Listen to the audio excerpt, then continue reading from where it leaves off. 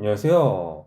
직업을 찾아주는 남자 사주파랑 기파랑입니다. 오늘은 32번째 을미일주에 대해서 이제 말씀드리고자 하는데요. 자, 을미일주라고 하면 기본적으로 무성초라는 이제 얘기가 있습니다. 무성초라는 별명이 있는데 말 그대로 무성하게 자란 풀이다. 풀이 무성하다 뭐 그렇게 생각을 할 수가 있겠습니다.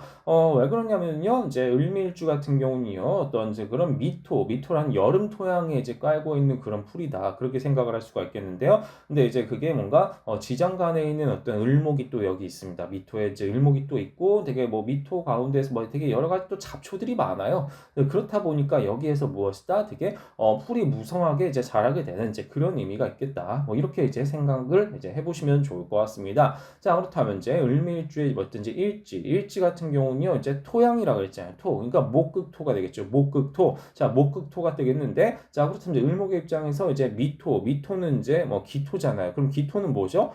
이제 극을 하는 거죠. 내가 극을 하는 것이니까, 근데 음양이 같죠. 음양이 같다 보니까 이것은 편재가 되겠다. 자, 편재라고 한다면 무엇이다? 어떠한 그런 치우쳐져 있는 재물이다라는 이제 의미가 있겠는데요.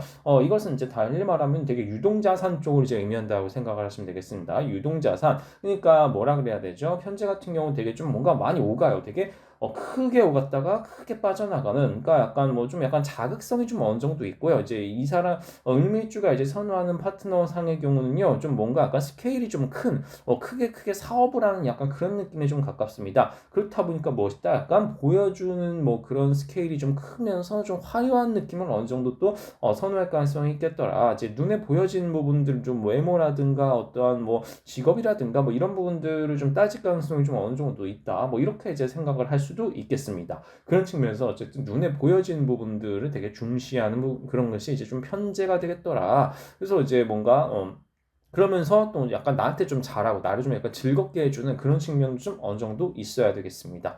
그런데 여기에 이제 12운성이 이제 양입니다. 양이 이제 가미가 되는데, 자, 양이라는 것은 양육하다, 뭐 육성하, 육성이 아니죠. 예, 양육하다, 뭐 이런 것들을 했대. 그때 이제 뭐 나타나는 한자가 되겠다. 이렇게 이제 생각을 할 수가 있겠는데요. 이제 기를 양자입니다. 한마디로 기를 양자인데 뭔가 내가 기르고 싶고 뭔가 챙겨주고 싶은 약간 그런 느낌 쪽으로 이제 생각을 할 수가 있을 것입니다. 또한 반대로 보면 나를 또 되게 잘 챙겨주는 그런 사람에게도 또한 끌릴 수가 있는 부분이고, 그러니까 뭔가 다정다감하면서 약간 감성적인 그런 어떤 연애 결혼 파트너를 좀 선호할 가능성이 높겠다. 뭐 이렇게 이제 생각을 해볼 수가 있겠습니다. 이런 부분들을 통해서 어떤 을미일주의 취향 같은 것들을 알아보았고요. 그렇다면 이제 을미일주랑 이제 잘 맞는 일주궁합은 또 뭐가 있을까? 그것을 또 이제 살펴봐야겠는데요. 정관 같은 경우는 이제 을경합금이 있죠. 을경합금. 그렇다면 경금일주 중에서 이제 찾아봐야겠습니다. 경금일간 중에서 찾아봐야겠는데, 오미합화라는 것은 육합에서도 나타나고요, 방합에서도 나타나죠. 그렇다 보니까 무엇이죠?